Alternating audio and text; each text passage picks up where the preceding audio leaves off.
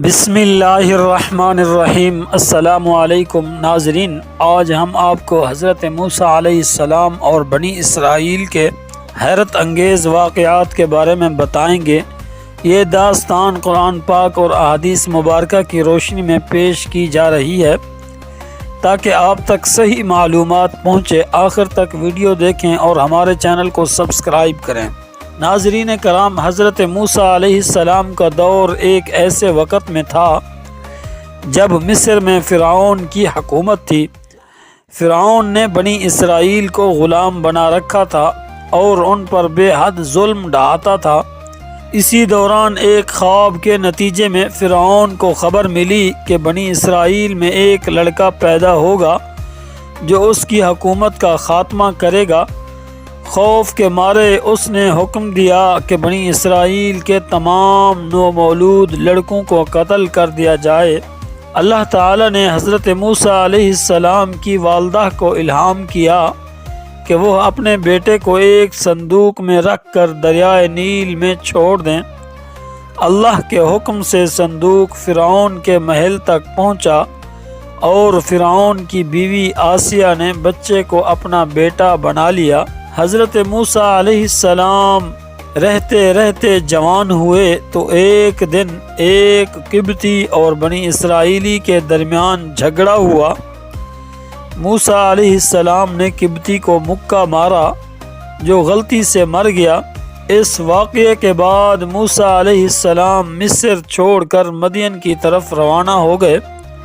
وہاں آپ نے ایک نیک شخص حضرت شعیب علیہ السلام کی خدمت کی اور ان کی بیٹی سے نکاح کیا۔ 10 سال بعد جب موسیٰ علیہ السلام اپنے خاندان کے ساتھ مصر واپس جا رہے تھے، راستے میں کوہ طور پر اللہ نے آپ کو نبوت عطا کی۔ اللہ تعالی نے موسیٰ علیہ السلام کو حکم دیا کہ وہ فرعون کے پاس جائیں اور اسے اللہ کی عبادت کی دعوت دیں۔ فرعون نے نہ صرف انکار کیا بلکہ موسیٰ علیہ السلام کو جادوگر کہا۔ موسیٰ علیہ السلام نے اللہ کے حکم سے عصا کو سانپ میں بدلنے اور ید بیضا جیسے معجزے دکھائے، لیکن فرعون نے یہ سب جادو سمجھا۔ فرعون کے ظلم و ستم سے بنی اسرائیل کو نجات دلانے کے لیے حضرت موسیٰ علیہ السلام نے اللہ کی مدد مانگی۔ اللہ تعالی نے حضرت موسیٰ علیہ السلام کو حکم دیا کہ وہ بنی اسرائیل کو لے کر مصر سے نکل جائیں۔ جب فرعون نے ان کا تعاقب کیا تو موسیٰ علیہ السلام کے عصا کے معجزے سے دریائے نیل 2 حصوں میں تقسیم ہو گیا اور بنی اسرائیل محفوظ راستے سے گزر گئے، لیکن فرعون اور اس کا لشکر اس دریا میں غرق ہو گیا۔ بنی اسرائیل اللہ کے ان گنت معجزات دیکھنے کے باوجود بار بار سرکشی کرتے رہے۔ کوہ طور پر اللہ نے حضرت موسیٰ علیہ السلام کو توریت عطا کی، لیکن بنی اسرائیل ان کے پیچھے بچھڑے کی عبادت شروع کر دی۔ اللہ نے انہیں بار بار معاف کیا، لیکن ان کی ناشکری جاری رہی۔ جب بنی اسرائیل صحرا میں بھٹک رہے تھے، اللہ تعالی نے ان کے لیے من و سلوہ نازل کیا جو ایک خاص نعمت تھی، لیکن وہ اس پر بھی ناشکری کرنے لگے اور دنیاوی نعمتوں کی خواہش ظاہر کی۔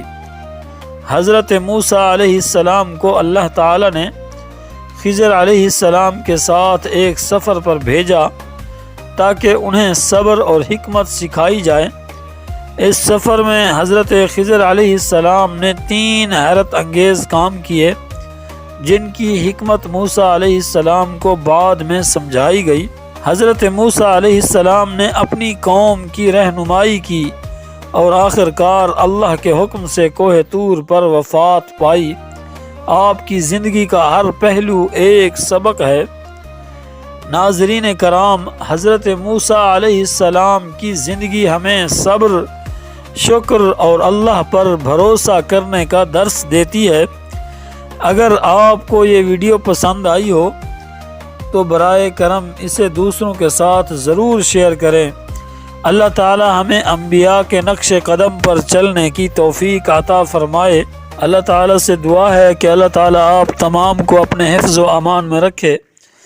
اللہ تعالی آپ کی ہر جائز حاجات کو پورا فرمائے۔ اللہ تعالی سے دعا ہے کہ اللہ تعالی آپ کو خوش رکھے اور آپ کو ہر مقام پر کامیابیوں اور فتح نصیب فرمائے۔ ہم آپ کے لیے تہ دل سے دعا گو ہیں۔ آپ سے گزارش ہے کہ ہمیں اپنی دعاؤں میں یاد رکھیں اور اس بہترین مشن کو کامیاب کرانے کے لیے ہمارا ساتھ دیں۔ اللہ آپ کا حامی و ناصر ہو۔ جزاک اللہ خیرہ۔